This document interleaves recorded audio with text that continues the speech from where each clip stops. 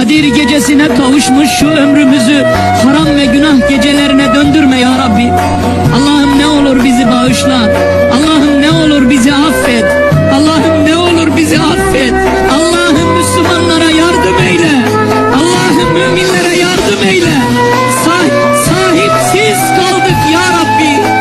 Kimimiz nefsimizin kölesi, kimimiz öfkemizin kölesi, kimimiz hırsımızın kölesi, kimimiz paramızın kölesi, kimimiz dünyanın kölesi. Askara maymunlara döndük ya Rabbi. Ya Rabbi, Kadir gecesi olmayacaksa bu ne zaman olacak? Kadir gecesi düzelmeyecekse bizim hayatımız başka hangi gün düzelir? Bu gece bizi düzelt ya Rabbi. Bu gece bizi doğru yola ilet ya Rabbi. Sapmayan ve saptırmayan bir yol nasip eyle. Allah'ım ya Rabbi, şeytanlar ardınca gelse de bu geceden sonra bizi Kur'an'dan koparma ya Rabbi. Kur'an'dan ayırma ya